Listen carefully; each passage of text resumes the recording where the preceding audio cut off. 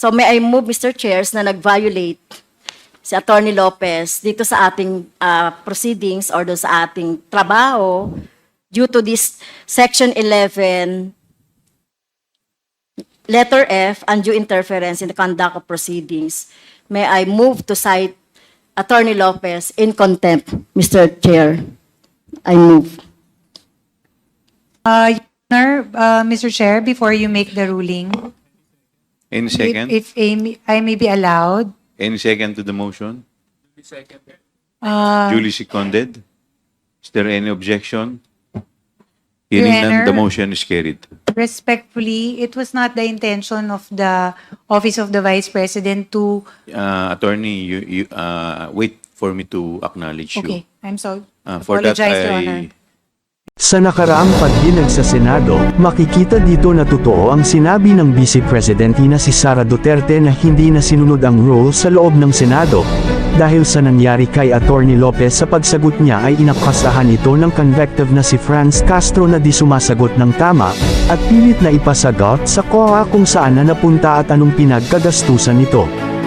Alam naman natin na abogado ito si Lopez at alam niya kung paano sasagutin ng tama, unlike sa mga kaharap niyang mga senador na limited lang ang alam sa batas. Makikita natin sa video na nagkatuwaan ang mga demonyo dahil natuloy ang pag-contempt.sa kay Attorney Lopez.sa. Kabila naman ay hindi pinabayaan ng ating Vice Presidente Sara Duterte si Attorney Lopez kung saan ito nakadetent. Ako nga pala si Magpasikat Vlog, narito ang video kung saan sinagot ni Attorney Lopez si Castro. At mga pangyayari kung saan nakaranas ng trauma si Attorney Lopez kaya isinugod ito sa hospital.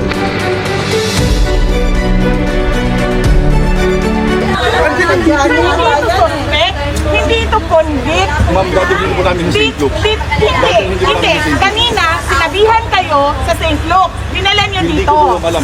Ibang driver po yun. Naku, sir. Ibang driver po yun. Hindi Hindi, ko sir. alam namin yun. But you did what you did. Kuya, wag mo nang sagutin, Vice President yan, sir. What, sir? Vice President yan, wag mo sagutin ng ganyan. Pangalan. Hindi convict yan. Hindi suspect yan. Detainee lang yan ng contempt. Sir, nung nanggaling kami ng batasan, sinabi ko, since kami pupunta, hindi na kami sa veterans. Oo. So what is that? That you will bring her to St. Luke's? Saan yan? Saan yan pupunta, sir? Nakita mo yung kondisyon niya? Paano tatakbo yan? Paano tatakbo yan? So sir, gusto niyo po, Sir, sumunod kayo ng lawful orders. Huwag yung alam nyo na injustice na siya sa mga tao. Huwag kayong bakla. Tama! Tama! Tama yan. Taas ninyo ang dignidad nyo, mga pulis! Kayo, may mga pamilya rin kayo, may asawa at mga anak. Police, dapat loyal kayo sa Constitution, hindi sa politician. Protect the people, not tambalos-los. Constitution po, sa batas, hindi sa kay tambalos-los. Hindi ito bargain. Hindi ito bargain. Hindi ito bargain. Ilabas niya yung... Sir, tingnan mo. Gawin niyo yung tama! Doktor na nagsasabi sa iyo, doktor, sir. Kasalanan nila. Pag may nangyari kay Attorney Lopez, Attorney, relax. Attorney, relax. Huwag niyo kawakan. Kami na lang magsusugod sa ospital. Sige po, Doktor ang masusunod dito, hindi pulis. Attorney, relax. Doktor ang masusunod. Kailangan dyan. Oo nga. Major problem to eh. Back off, police! Police, back off! Back off! Back off, police! Ambulansya din kami. Alam mo yun, nagkakaroon lalo ng anxiety yung tao. Pwedeng mag-heart attack yan.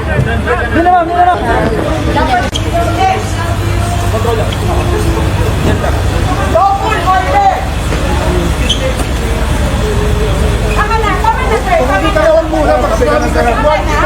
Huwag ka na bumida. Huwag ka na bumida, sir. Stop it! Police, back off! Dahil yung mukha na yan, oh. Police, back off! Dahil yung mukha na yan.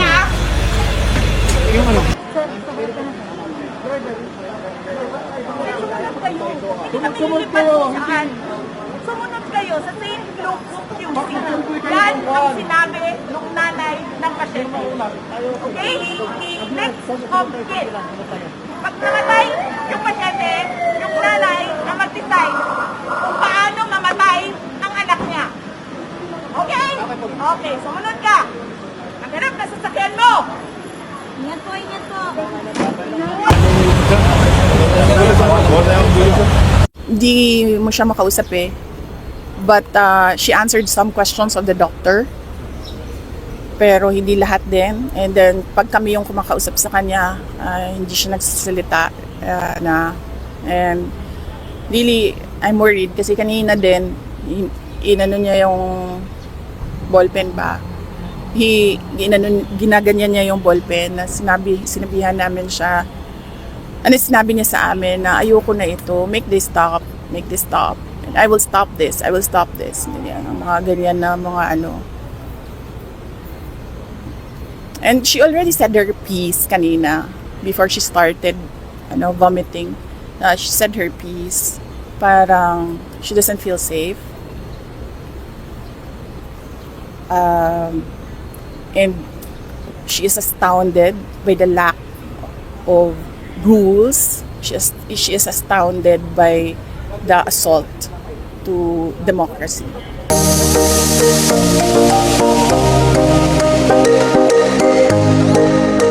I asked her, I told her the reasons why the principal has already lost her trust and confidence, and she did, which I think is a minimum, qualifies really as a due process. For what reasons was she being let go of? And then she also explained her side. She was given a chance to explain her side. Mr. Chair, if Attorney Zalaika is maintaining the position that she followed the requirements of due process, question number 1, did you give her a copy of the complaint? Yes or no? No. Did you set a hearing for her? Yes or no? No, Your Honor. 3, did you come up with a resolution on the issue that is being charged against her? Yes or no? No, I Your believe Honor. no. And therefore, you did not follow the requirements of due process. I have Do heard you some. know Yusek Mercado? She used to be with the Department of Education, Your Honor. That's what we understand as well. And you are with the office of the Vice President. That is correct, Your Honor. Were there occasions when you also joined the operation or program implementation of the DepEd? No, Your Honor. Were there occasions that you met with the officials of the DepEd? All operational concerns that are brought to the office of the Vice President, because at the same time, she was also then the Secretary of Education, are matters we refer to USEC POA when I understand. But the question is about you, Attorney Zalaika. Mayroon ho bang mga pagkakataon na pumunta kayo doon sa DepEd para makiisa sa mga program implementation? The only instances, Your Honor, that the Office of the Vice President were in DepEd were for instances when the Vice President receives courtesy calls in the bulwagan ng edukasyon. Were there occasions when you joined the meeting of the key officials of DepEd? No, Your Honor. Were there occasions that you represented the Vice President in the official functions in the Department of Education? No, Your Honor. None at all. None. In one of those hearings, Attorney Zalaika, Yusek Mercado testified that she was asked to allow this negotiated procurement of the department computerization program budget. And she refused. And after some time, you asked her to resign. The reason why you asked her to resign is because she refused to conform to the negotiated procurement of the department's computerization program. Can you please enlighten us on this? Your Honor, Mr. Chair, I was instructed by the Vice President to call Yusek Mercado and tell her that the principal has lost her trust and confidence in Sabi her. niyo po kanina, hindi po kayo nakikialam sa DepEd, di po ba? Your Honor, that was just an isolated incident. In this case, ginagawa ko po lang yung trabaho ko because the Vice President was also the Secretary of Education. And in that instance, she said that I was to be the one to advise Ma'am Gloria that the principal has already lost her trust and confidence in Ms. Mercado for certain reasons, and that it cannot be Mr. Poa who will handle it, because to prevent friction among senior officials in the Department of Education. That the thought being, if it were Mr. Poa who will be the one to say that to Ma'am Gloria, it might create unnecessary friction in the working relationship of the senior officials of the Department of Education, Your Honor. But And at least, Attorney Salaika, you confirm that you were the one who asked Yusek Mercado to resign. Yes, from I was DepEd. instructed by the Vice President to do so. In your capacity as a lawyer, Attorney Salaika, do you believe that you have a legal basis to do that? Your Honor. Yes or no, Attorney? Yes, I had legal basis to do that. Why? Because Your Your Honor, office is with the OVP and the person you're asking to resign is with the DepEd. Your Honor.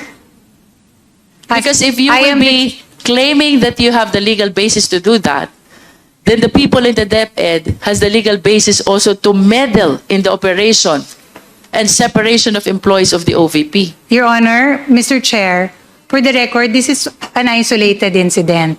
It was an instruction given to me by my principal, and at the same time, my principal was also the Secretary of Education. So it was a task that I simply did, which was to advise Ms. Mercado that given that the principal, to advise her that the principal has lost her trust and confidence in her, and then to please submit a letter of resignation. That was a task I had to do. I did, Your Honor.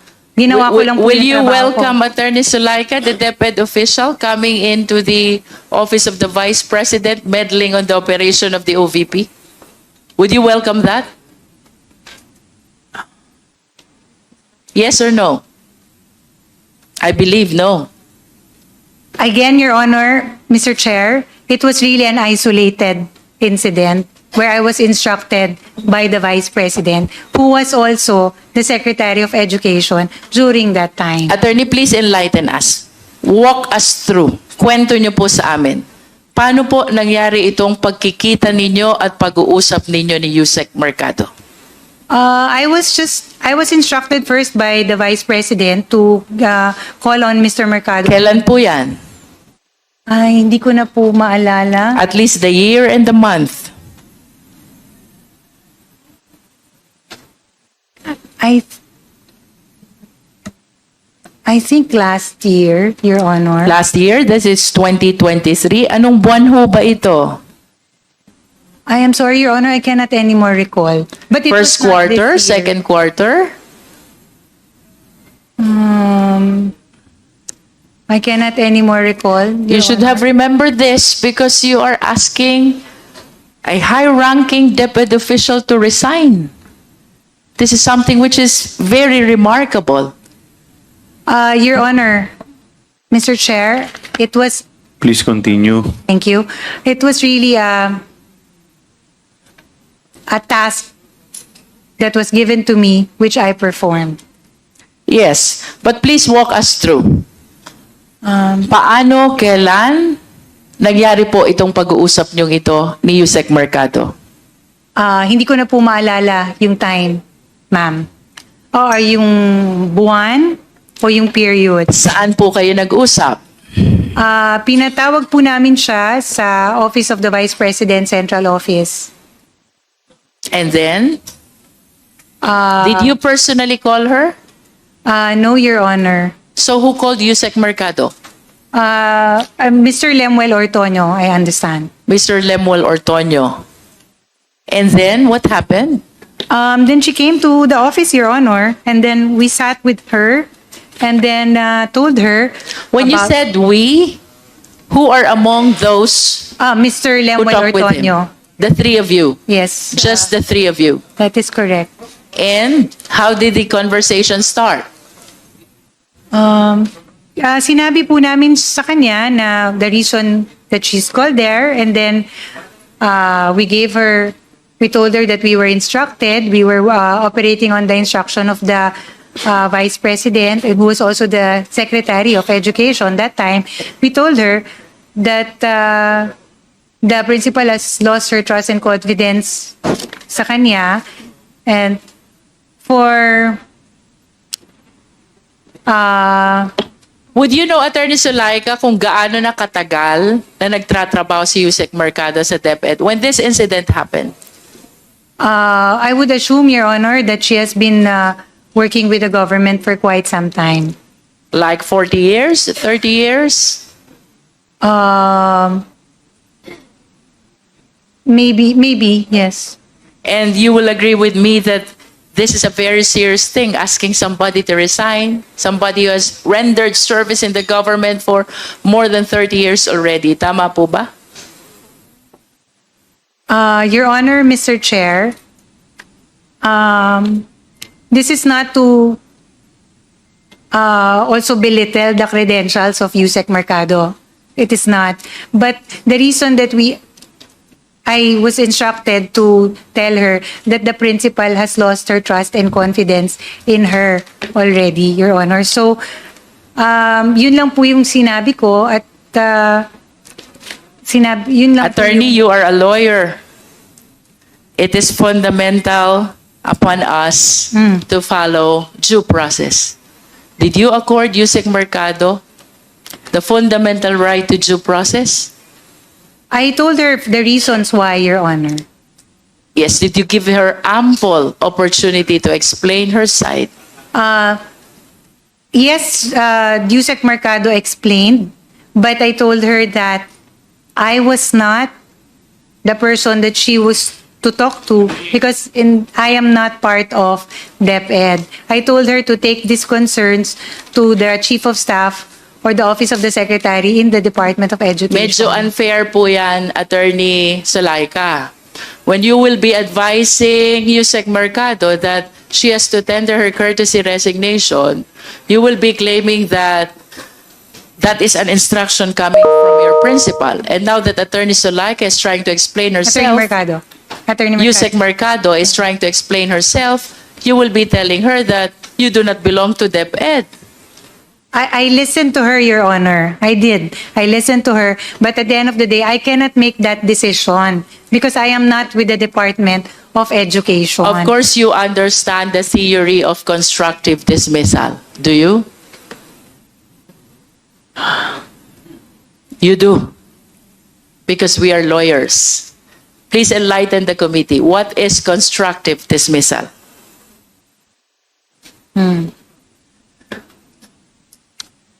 Your Honor, Mr. Chair.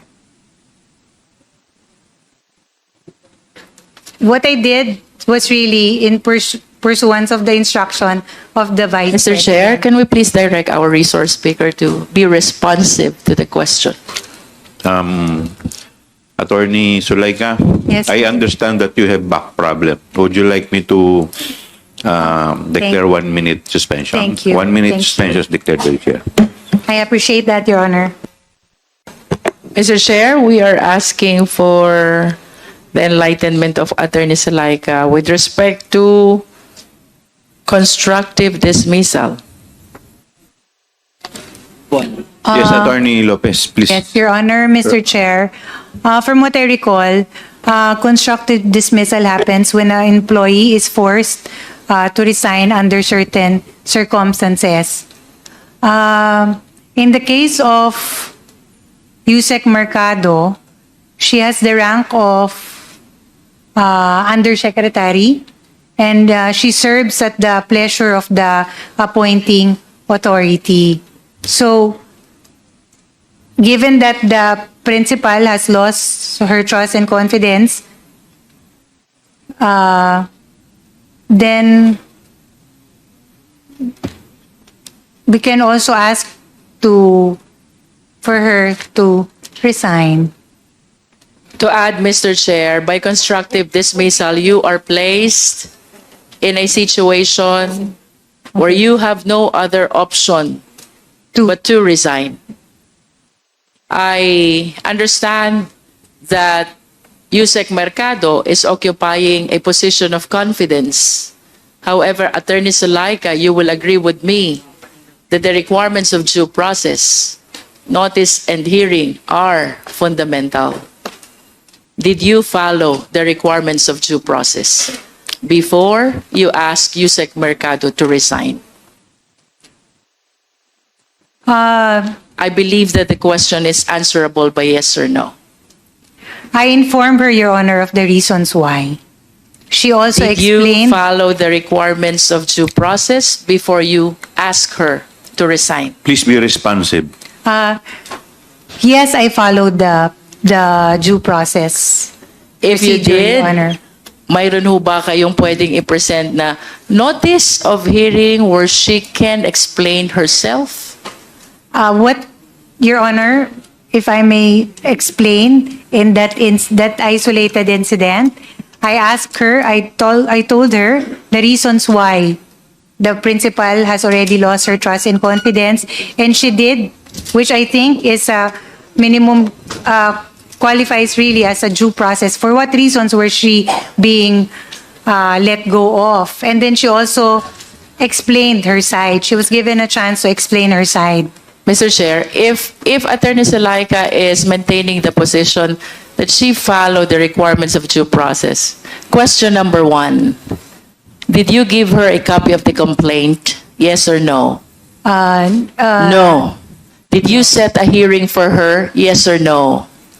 No, Your Honor. 3, did you come up with a resolution on the issue that is being charged against her? Yes or no?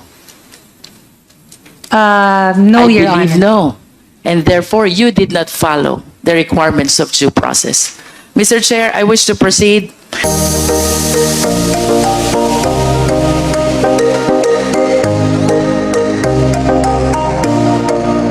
I'll bring you back to another document.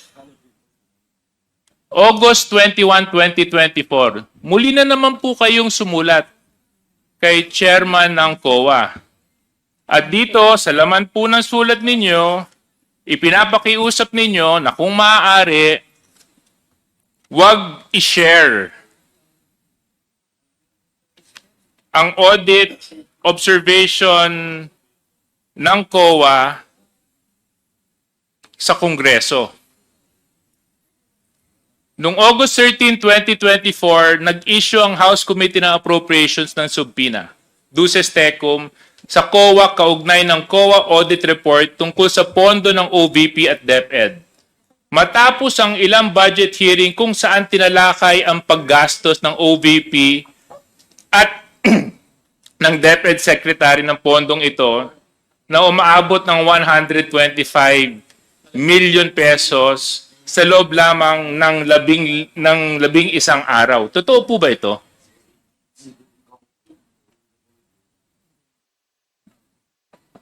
Your Honor, I'm sorry, I did not catch the question.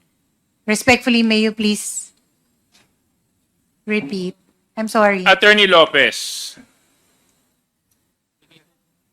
nag-issue po kayo ng sulat sa COA ng August 21, 2024. Tama po ba mali? Yes, Your Honor. Ano po ang dahilan kung bakit po kayo sumulat sa COA? I understand during the time, Your Honor, there was a subpoena issued to the Commission on Audit for the release of certain documents pertaining to the audit, ongoing audit of some transactions of the Office of the Vice President. So ang dahilan kung bakit po kayo sumulat sa COA ay upang pigilan ang COA mag-release ng kanilang audit report and other related documents tungkol sa utilization ng confidential funds ng OVP at ng DepEd. In your words, you said here, you are of the position that the subject subpoena should not be complied with. Is this correct? Your Honor, in Is the, this correct? It's a yes or no, Attorney Lopez. Is this correct? Were these the words you affixed on your letter?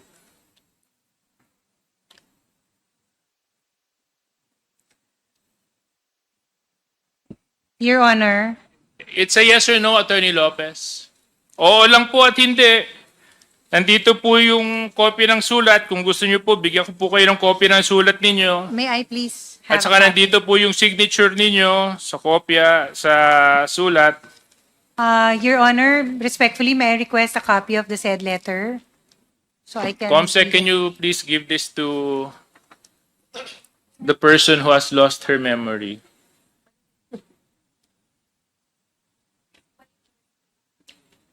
Can you just confirm this letter?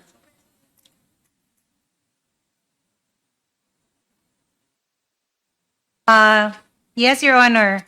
Okay. Indicated in Anyway, the second Comsec, can I have paragraph. my copy back? Since she has confirmed the letter. Okay. Thank you.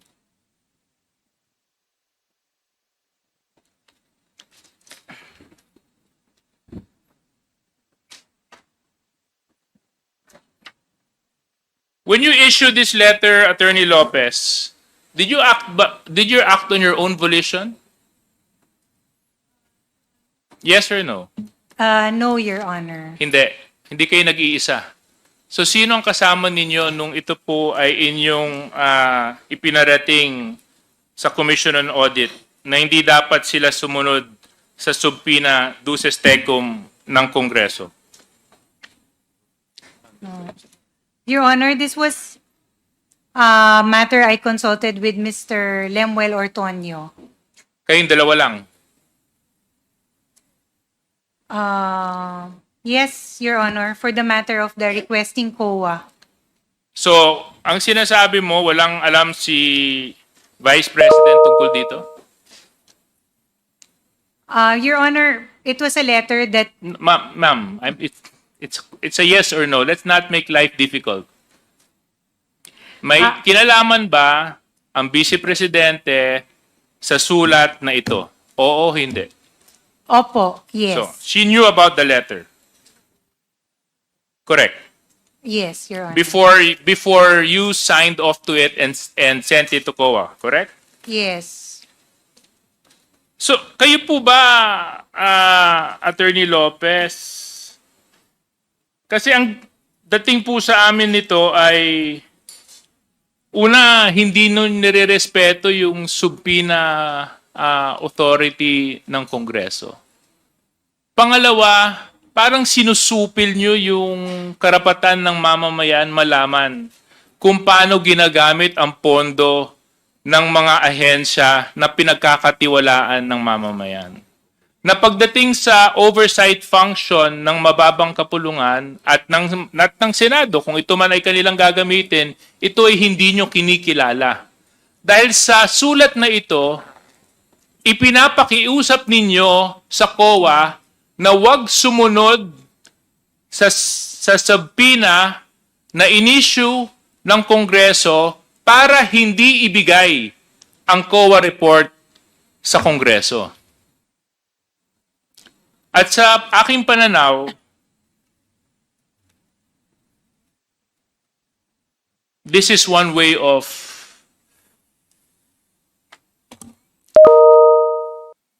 how do you explain it, Congressman Zia? You're good in explaining.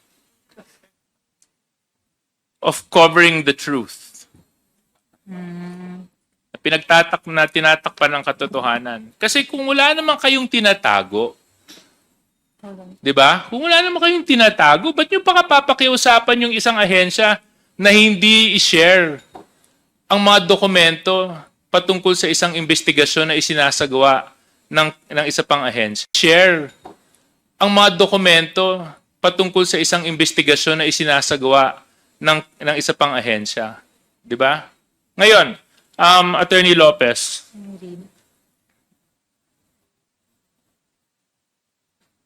Dahil sa sulat na inalabas ninyo, at inamin nyo rin naman na ikaw, si Mr. Ortonio, tama po ba? At ang ating Vice Presidente, ang may alam tungkol sa sulat na ito.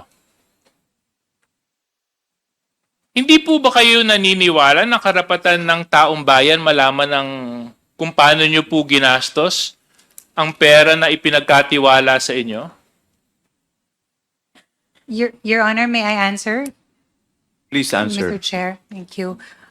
Respectfully, Your Honor, that letter does not in any way seek to undermine the power of Congress as regards matters regarding to the power of the purse. It is not. It is simply a request from to the Commission of Audit, given that there is still an ongoing audit investigation. That's why we requested that since hindi pa naman po natatapos yung audit, hindi naman po din tama na ibibigay na muna yung ganong documents.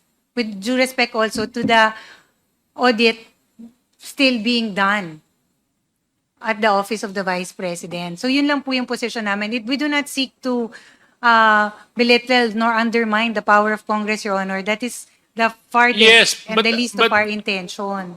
But Attorney Lopez, that is not a call for you to make. Right? Your Honor, it was Precisely because you are the agency that is being investigated. That's totally uncalled for. You're asking another agency not to cooperate with Congress when an ongoing investigation is happening. That's suppression of the truth. At the very least, dapat hinayaan nyo na lang. Di ba? Kung wala naman kayong tinatago, pwede nyo naman po ipaliwanag yun dito pag nag-hearing na tayo. Kasi nandito po sa sulat ninyo, parang pinipigilan nyo yung COA at pinapakiusapan nyo na huwag nyong ibigay. Nasa palagay ko po ay hindi po tama. Hindi po tama sa maraming aspeto ng pagtingin at pananaw. Kasi maaaring tama ang sinabi ninyo na hindi pa kumpleto yung pagsusuri na ginagawa ng COA, but that's not your call to make. That's COA's call to make, which they have emphasized many times while they've been here.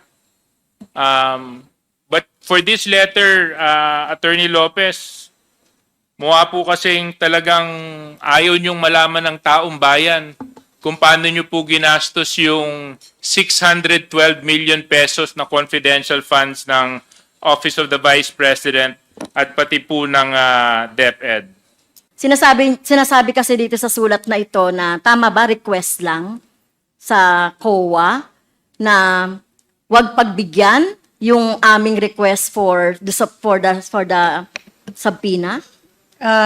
it was really just a request directed to the Commission on Audit, Your Honor. Pero Mr. Chair, on the second paragraph nung kanyang letter, yung letter po ni Attorney Lopez, nakalagay dito, no, we are of the position that the subject subpoena should not be complied with for the following reasons. Ayun, na-explain mo na yon. Ano po bang ibig sabihin ng should not? Are you commanding? Are you demanding the COA na wag sumunod doon sa subpoena duces tecum? If Your Honor, Mr. Chair, Please continue, Attorney Lopez. yes, if you read the entire the entirety of the letter, it is really a respectful request sa Commission on Audit. We are not demanding them or instructing them. It is really a respectful request if you read in the Well, entirety. Yes, oo. Pero pag should kasi parang demanding na yon, commanding na yon para sa akin, no? And Okay? yes, and Okay, may I so also kung- add, Yes, kung hindi ito demanding, commanding, parang siga-siga ba yung Office of the Vice President na utusan yung OVP, Yung utusan COA. ang COA na hindi kami sundin ang Congress or House of Representatives? Your Honor, Mr. Chair, hindi po siga-siga ang OVP. It is really just a respectful request, Your Honor, for them to consider our position. Like all position papers filed, ito po yung we feel that these are the issues that we needed to raise. So, Okay. which we addressed to the Commission on Audit. Okay. So kanina, Mr. Chair, no, binanggit na ng ating mga colleagues yung mga dahilan, no, kung bakit mali ang paniniwala ng Office of the Vice President, kung bakit we are holding a hearing in aid of legislation dahil sabi nila wala pa daw batas o wala pa daw panukalang batas. So kaya nga tayo nag-hear ng, 'di ba? Malinaw naman na 'yan. Pero dito sa letter na ito, Mr. Chair, may plano talaga ang Office of the Vice President na mag-interfere doon sa ating conduct ng ating proceedings. Dahil dito, Mr. Chair, at I'm sorry, Attorney Lopez, no, dahil ikaw yung nakapirma dito, and according to our rule, one of the reasons on the undue is the undue interference in the conduct of proceedings. So may I move, Mr. Chairs, na nag-violate si Attorney Lopez dito sa ating proceedings or doon sa ating trabaho due to this Section 11, letter F, undue interference in the conduct of proceedings. May I move to cite Attorney Lopez in contempt, Mr. Chair? I move. Your Honor, Mr. Chair, before you make the ruling, Any second? if I may be allowed, Any second to the motion? uh, Duly seconded? Is there any objection? Your Hearing none, the Honor. motion is carried. respectfully, it was not the intention of the Office of the Vice President to, Attorney, you wait for me to acknowledge you. okay, I'm sorry. For that, Apologize, Your Honor. I move for 1 minute suspension. Yes, Attorney Your Honor, Mr. Lopez. Chair, I would like to seek reconsideration, Your Honor, of that recent resolution to cite me in contempt, Your Honor. For the record, it was just respectful request to the Commission on Audit. There was no intention, Your Honor, to demand from them or to order them or to commandeer them into something that they did not want to do. It was really something that we requested of the Commission on Audit, and at the end of the day, it is still the Commission on Audit who will decide best, Your Honor. And on another matter, this is a personal note for the Congressman Franz. Ma'am, I truly apologize if there was something in that letter that slighted you on a personal note. It was not my intention, Your Honor. I deeply apologize, and I wish and I hope you would consider my apology. This is my personal apology, ma'am. And I would like to request to the members of the Honorable Committee to lift that contempt order or to reconsider and grant my request, Your Honor, not to cite me in contempt. Maraming salamat, Your Honor, Mr. Chair. What is the pleasure of Congresswoman Franz Castro?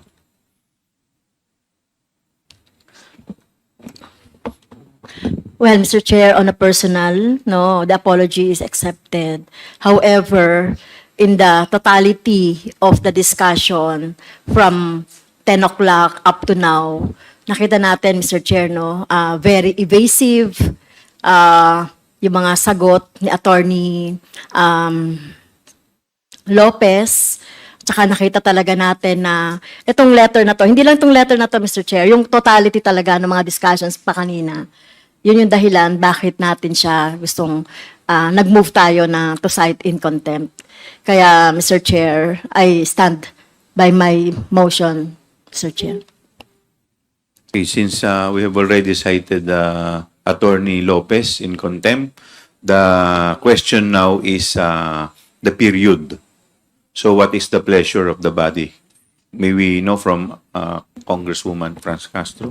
Since maximum naman, Mr. Chair, no, na penalty natin dito is 10 days, considering the health no nung ating resource person. Nakita naman natin siya kanina, no. And naging matyaga naman siya din sa pagsagot sa atin. So, we will have the next meeting on November 25, Mr. Chair. So, I move na until November 25. Which is on Monday. Yeah. Okay. Is there any second to the motion? Second. Duly seconded. Is there any objection? Hearing none, the motion is carried. May we request the Sergeant at Arms to arrange a room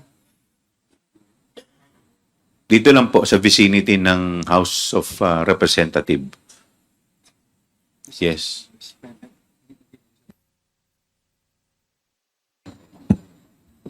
So, with that, meron po- Chairman. Yes, the Chair would like to recognize Congressman Paduano. Chairman, ganito lang po. Of course, si Attorney Lopez has asked for the lifting of that contempt order by this committee. Attorney, while this committee has decided to stand by what the majority of these members, the members of the committee, to cite in contempt, still you have your right to appeal, no? Kahit bukas po. That's the right of every resource person or witnesses being cited in contempt. And second, I'd just like to clear that the maximum of 10 days, because the violation is of Section 11, Paragraph F, which is undue interference, and under Section 12, maximum penalty for that is only 10 days. No, so E and F lang naman yung 10 days. But of course, the malinaw po na yung ruling will be automatically lifted on Monday, no? Upon resumption of the hearing. Ma'am, i-basic daw po kayo sa mga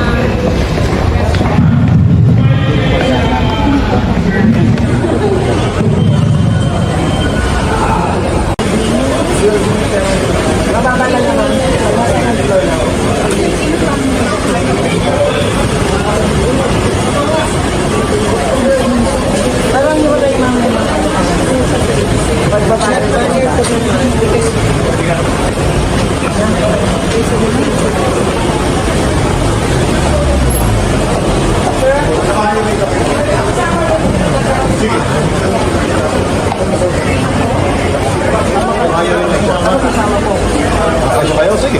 ano na lang. Habol ako. Sakay kami sa inyo. Ito yung sakyan nyo. Meron? Pasunod pa lang po eh. All. Pagkahiya natin, sakyan natin yung isa yung sakyan nila. Okay? Guide natin doon sa center.